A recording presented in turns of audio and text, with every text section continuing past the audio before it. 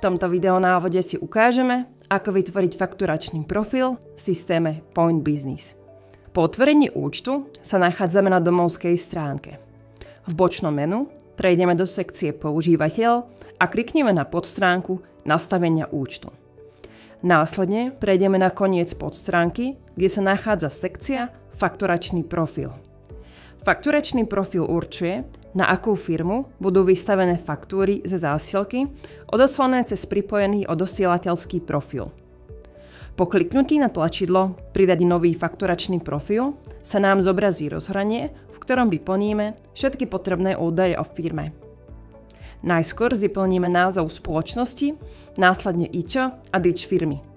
Doplníme adresu sídla firmy, teda ulicu, súpisné číslo, mesto, poštové smerové číslo a krajinu.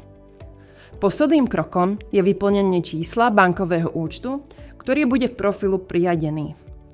Pod jeden fakturačný profil je možné pridať viacero bankových účtov z rôznych krajín. Aktuálne podporovanými bankovými účtami sú účty zo Slovenska, Česka, Rumunska, Litvy a Maďarska.